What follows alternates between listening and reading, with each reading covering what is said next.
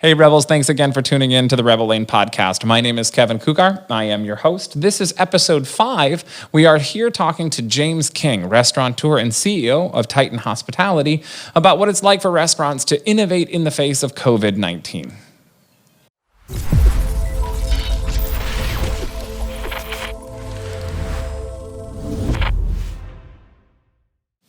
James, thanks again for doing this. We appreciate it. So having a little bit of background about your biographical information, I also know that you are a local politician, but you didn't touch on that.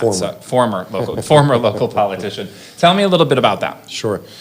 So, I grew up in Washington, D.C., obviously the political capital of the world. I grew up with my mom being a Democrat, my dad being a Republican, so I was always kind of an independent and never really planned on getting into politics, but was always in tune to it, always paid attention to it. And after I owned my first business, I had a couple situations that I needed help with, and I went to my local elected officials, and what I got was nothing, and it was frustrating. And I knew what they were there for. I knew why they existed, but they just wouldn't help. And I got very, very frustrated, and I was talking about it, and a couple friends said, then run. And, I laughed it off, and then 2 weeks later, I said, why not? So, I ran for a state delegate here representing the Indianapolis area and was fortunate enough to win a seat in the General Assembly, and I spent 4 years in Annapolis, and it was one of the best experiences of my life. I learned a tremendous amount. I sat on the Economic Matters Committee, which really put me in the middle of all the business issues that I dealt with in my personal life every day. And I really ran on one platform, which was to be a voice for small business. In the state of Maryland, out of 100% of the legislatures, there was, when I ran for office, one out of 144 legislators that had any kind of small business background. So I just didn't see a voice down there. But on the other side of that, 73% of businesses in the state of Maryland are small businesses.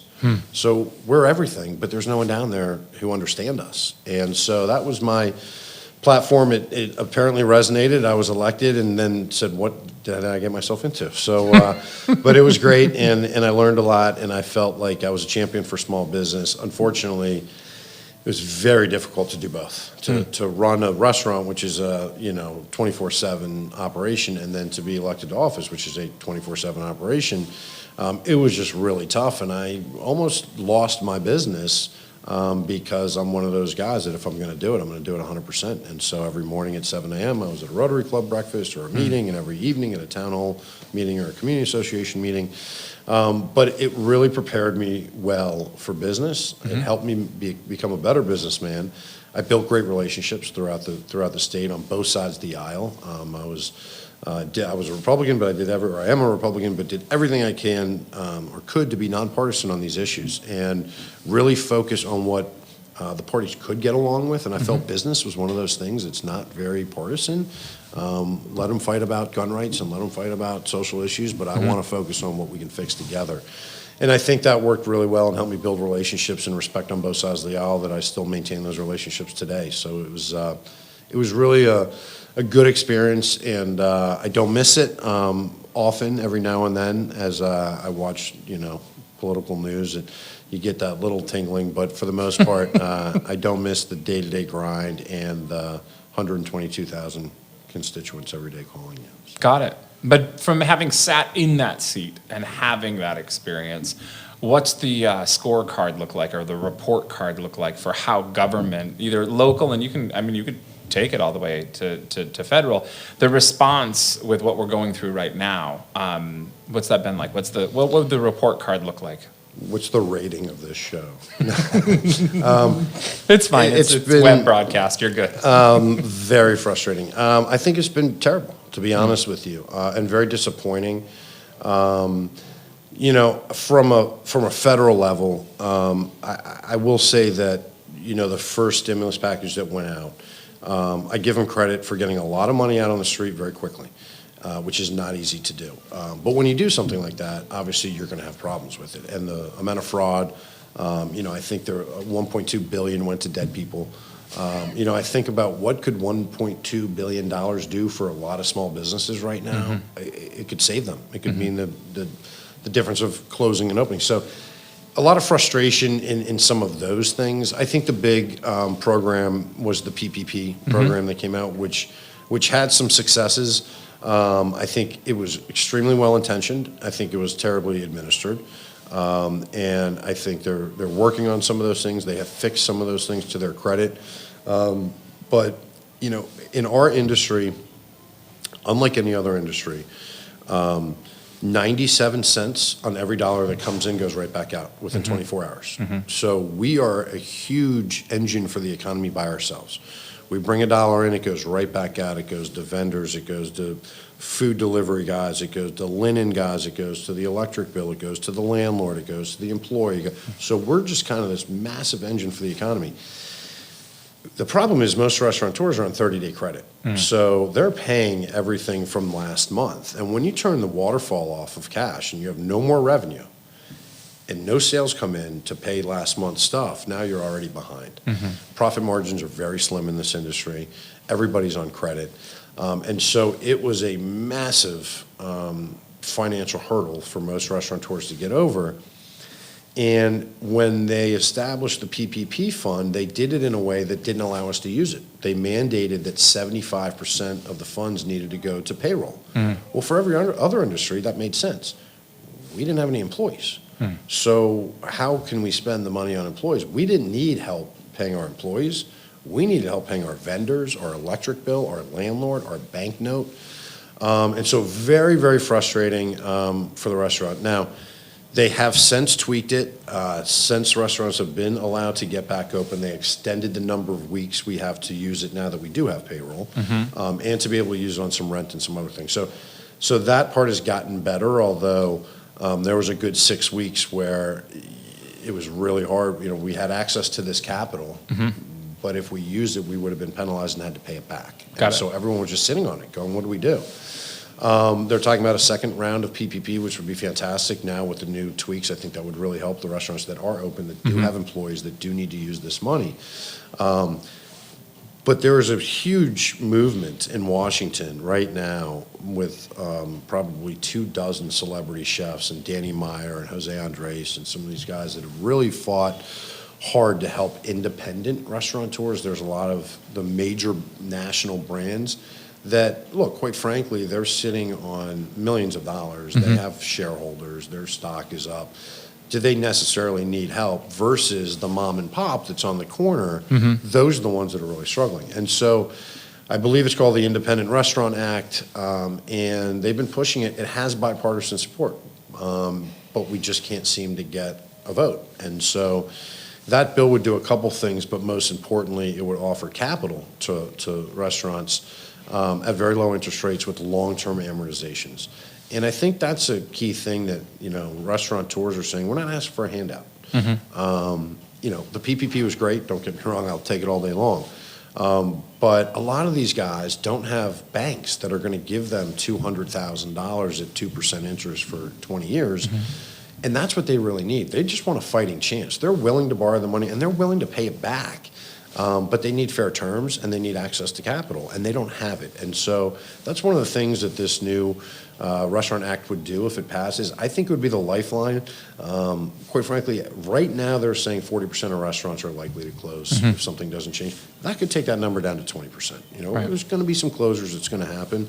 But I think, if we're doling money out left and right, why not help the industry that then in turn employs 500 other industries, whether it's farmers and fishermen and linen guys. And so I don't have the statistics in front of me, but it's incredible to see that the engine, the restaurant industry is turning that money back out, that 97 cents, and how many other industries that affects in this economy, that it's not a, hey, I'm lobbying for the restaurant industry. It's a, hey, this brings the economy back. If you help your local restaurants, you help all these other industries, and all those other people have money in their pockets to now go to the dry cleaners or the grocery store or the movie theater. So to me, it's a fairly basic economic principle that would work. I think we have some support. We just haven't been able to get it over the finish line.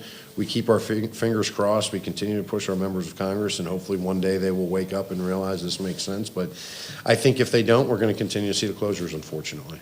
Got it. So it sounds like the report card is a D to D minus with some optimism. That's a fair way to put it. That's a fair way to put it. All right, I got it. So with unemployment and the benefits like that, has it been a challenge to get your employees back in the door? It has. So as I mentioned previously, we have had some great long-term employees that the minute we call them, they're like, what do you need? And they jump back. The other side to this, obviously, as you know, every state has an unemployment number. In Maryland, it's $432 a week, I believe, and then the feds added another $600 a week to that. So, at $1,000 a week, in the safety of your own home in the middle of a pandemic, it's a pretty hard argument to say, hey, come back and work for me, expose yourself to the unknown, and probably take a significant pay cut because we only have half our revenue coming in, versus I'm going to sit at home in the safety of my own home and make $52,000 a year. Been very frustrating for us for a couple different reasons. Obviously, we want everyone to stay safe. We think that we can create that environment. We think we have, knock on wood, we have multiple restaurants, hundreds of employees, and we've kept everyone safe. And so clearly, we feel we can do that. That being said, we can't operate without employees.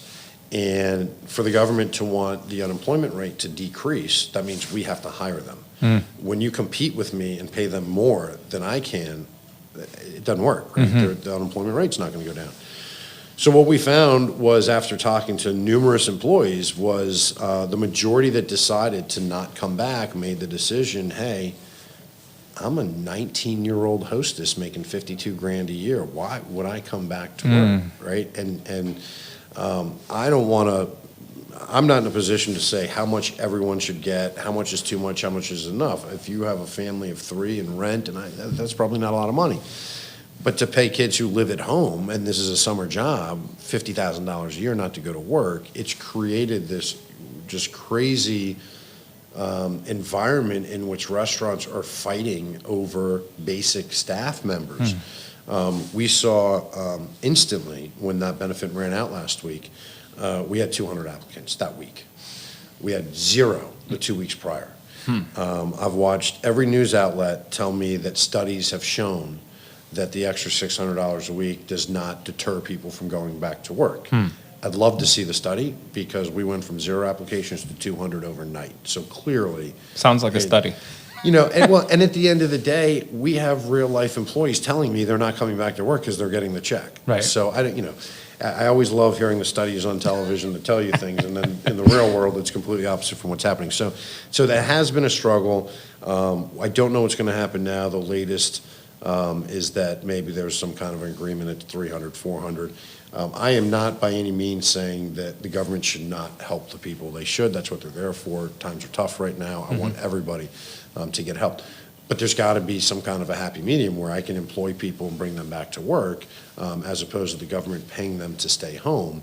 It just doesn't work. And so we're hopeful that as that benefit ran out, quite frankly, we're hopeful that we can hire more people and have the sales that they make just as much money as they were than Uncle Sam was paying them, that now the economy's paying them. That's the best for everybody. And so we hope we get there. Got it. Amongst the challenges that you face, Excuse me. and I just threw a glass of water off our table, so we'll try that again. Amongst the challenges that you face, obviously, is a revenue challenge. I'm curious, where has been the largest direct impact on your revenue? So for our brand specifically, it's been private events. We have built almost every concept that we own, we built around private events.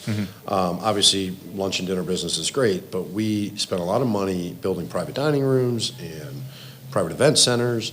And so that really went from, just rolling to 0, like complete stop. Companies are not going to put 30 employees in a room together because A, they don't want to get sued. Obviously, there's a liability issue, but 2, they can't afford to have their workforce gone. And so all corporate functions just stopped immediately. When you get into like weddings and things like that, you have a wedding of 140 people, people aren't going to fly in from Denver and Boston and get on a plane and risk it. And so for all those, I guess, kind of common sense reasons, we've just really lost them all. For our company alone, it's been over $2.5 million in the last 4 months in private events from previous year that we've lost, which has been hard enough to fight through. However, when we look at our busy season, which is coming now, October through December with Christmas parties and holiday parties, we're looking at another $2.5 million of sustained losses. And so, for us, it could be in excess of $5 million in 2020 in private events that we've lost, which is very difficult to swallow, but perhaps, even more difficult, those are our better profit items. So, weddings, that's where the profit centers are better. We're putting out larger amounts of food for larger amounts of people with open bars, and people are drinking and having fun, and Christmas parties are festive. And so the profit center is great there too. So it's a double hit. We're losing the sales, but we're also losing our most profitable sales. And so we are in the process right now of planning for the fall and the winter, and how do we offset that? And we are hopeful that we'll perhaps get maybe some of the smaller holiday parties, and maybe it's an office group of 10 to 12 that will still come out and do a dinner, as opposed to the larger 50 and 75. But hands down, without a doubt, the answer to your question for our concepts have been private events, and we don't see that changing probably for another couple months into 2021. So we've just kind of had to weather the storm, and it means a lot of our big rooms are sitting empty, unfortunately. So, Well, you can always do a podcast. well, that's true too. There you go. Thanks for doing this. I appreciate taking the time. Anytime, my pleasure. A special thanks to James King for joining us for the Rebel Aim podcast, and thank you folks for tuning right along. You can find us on Spotify, iTunes, Instagram stuff, YouTube, places that my producer is supposed to write down on a Post-it note or something and stick next to the camera so that I remember them. Doesn't matter. Find us on social media, and thanks for tuning in.